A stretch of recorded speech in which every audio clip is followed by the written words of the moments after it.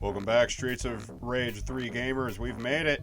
This is the final boss gauntlet of the game, starting with Mr. X's right-hand man, the scientist who made it all possible, the syndicate recruit whom he required in order to create his robot army, Dr. Dom.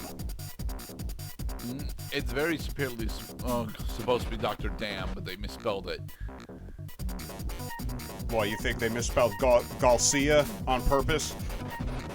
Yeah, well, no, they didn't misspell Garcia on purpose.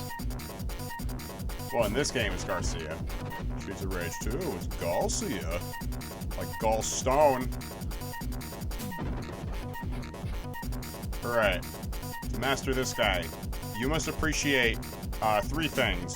One, that is your target, the hovering robot arm that the good scientist in the center background keeps lowering in order to attack us. Two, the conveyor belt will never stop moving. And three, there is an electric force field at the end of said conveyor belt that will deal damage to you if you stand still for too long.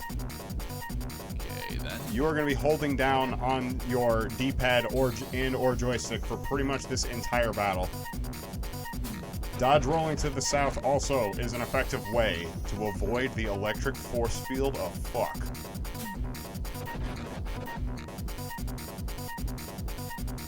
So, despite how tedious this looks, this doesn't actually look like a difficult fight at all. It's not a difficult fight, which is why this is not the final boss encounter. This is just the first of the final boss encounters.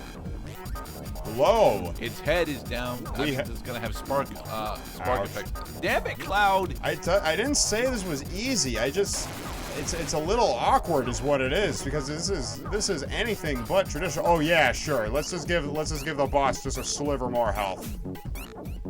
Okay, wait for him to stop firing electricity. Now attack. Yes. We have destroyed Dr. Dom's machine.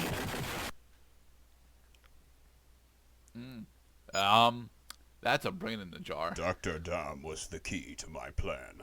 Now you've destroyed my robot factory. The city will pay for your meddling. Big time. Mr. Eggs, don't you ever give up? You're helpless. That's where you're wrong, handsome. My loyal followers in the syndicate have planted bombs throughout the city, primed to detonate within the next 3 minutes. Even you will not be able to stop mass destruction. Face it, man. No way. Do you expect to run the city from a glass vial? Yes. So why has he decided to become Father Time?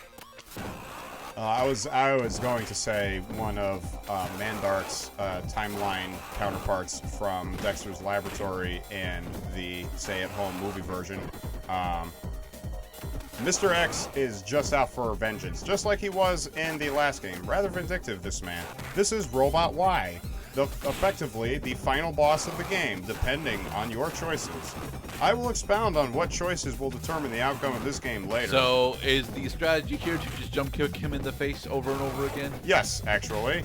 And I'm glad you said it before I did, is that fighting this guy can seem really complicated, because you don't know who he is, you haven't fought any variants like him, and there's a goddamn time limit in the background that will cause you to fail this mission if you do not take out the boss in time. But taking him out is as simple as playing Streets of Rage 1 over again.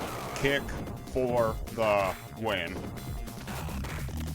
Yeah, because you're doing approximately what, like 7-8% of his health per kick. He's got 5 health bars, but you get a kick in like once every 3 seconds on the clock. So you've got effectively, 90 kicks. Yeah. What's happening right now is this is the way you should be taking this guy out, because I had actually practiced this. He's screwed right now. What Robot Y normally wants to do is rotate around the arena, alternate between being invincible and not being invincible. Yes, that he does rapidly alternate between the two states, and you have to catch him when he's not invincible. and he's going to fire projectiles, he's going to punch you, and then continue to keep rotating around in quick succession, especially when he breaks the grapple and you have to knock him back out of the arena again. Knocking him back out of the arena is basically as simple as catching him again and then causing his AI to want to immediately go right and try attacking you, which is why this works. Right. Yeah, Dr. Zan, just hold on. Hold him back. This is... Kickfoot!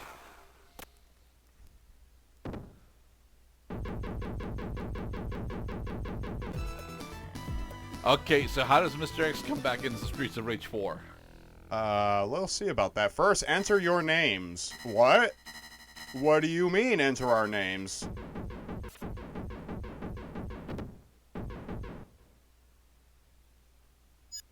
I'm dying. Please, help me. Fuck you! I'm with Skate. Fuck you too, kid. This guy never gives up. Let's get out of here. This place is gonna blow! He has activated the fucking sequence. We gotta hurry. I know! What are we gonna do?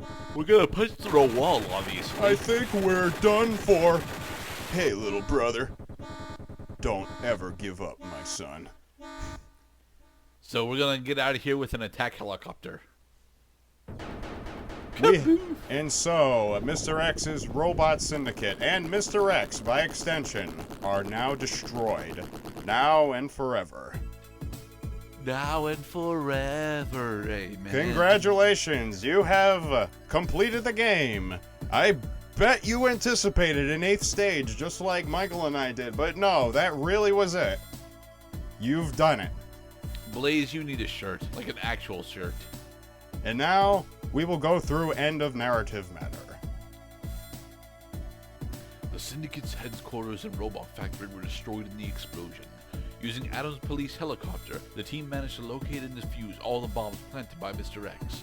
Dr. Dam informed the police of all the city officials who had been kidnapped, whereupon their robot duplicates were destroyed and the real officials returned to their posts. Dr. Dam was placed in an asylum where he is said to be doing well. Dr. Zan was pardoned by the city for his role in the overthrow of the Syndicate. The team spent some time together in the city and then went their separate ways. On the streets of rage, on the streets of rage, on the streets of rage, on the streets of rage. I like separate ways from Journey. Of rage, on the tits of rage. That's why she had cleavage, is because they knew how fucking hard this game was. Ooh, alright, so would you say that Streets of Rage 3 is better than Streets of Rage 1 and or 2? Unfortunately, no. I have to withdraw my nomination for best of the classic 3. Streets of Rage 2 is definitely the most fun of the games, and I realized this as early as attempting with the difficulty maxed out on that game, that me and my brother were having a way more fun time with that game than we did with this game. Not that this game is not good in its own right, but what fucking kills me, and will probably kill players in general, is the difficulty. The AI moves stupidly fast as early as level 1. You will be playing at minimum difficulty, probably. You have to memorize much of the game and the AI's idiosyncrasies in order to hack it. Now, if you're fucking baller at this game, like the people whom they consulted in order to make Streets of Rage 4, which we're going to be doing after this game, there's definitely an echelon of gamer out there that could play better than Michael and I. But as we will go over in the next part, that the time commitment was extraordinary for this game.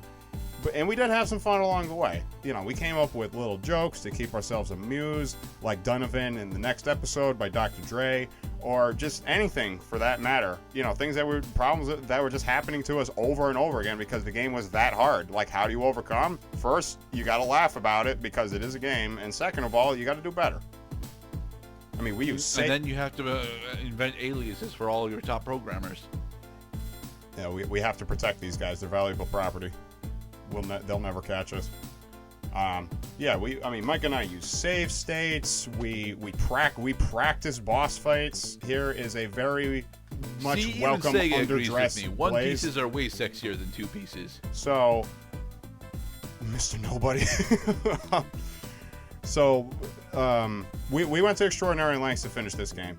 I'm sure a lot of players will go through extraordinary lengths to finish this game. Streets of Rage 2 does not require a massive commitment to understanding the game, not to mention that Streets of Rage 3 also has the problem of accidentally causing your character to either dash forward when you don't want to or dash up or down, sometimes into a pit, which is not a good thing to happen when you do something by accident.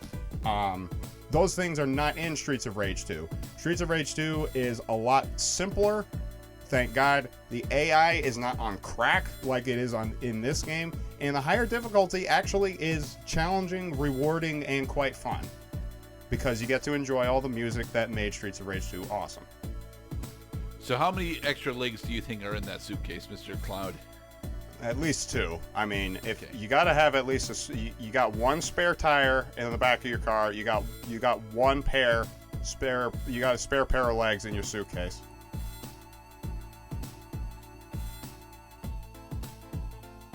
Yes, we will be seeing Dr. Zan in the not-too-distant future. He's just going away for a little while, incognito, because people are terrified of giant men who might actually be part robot. Oh, he's almost fully robot. Like, the only parts of him that are not robot as of this game are his head. His head and his torso, probably. No, most of his torso is cybernetic. Underneath those rippling, blue-shirted abdominals.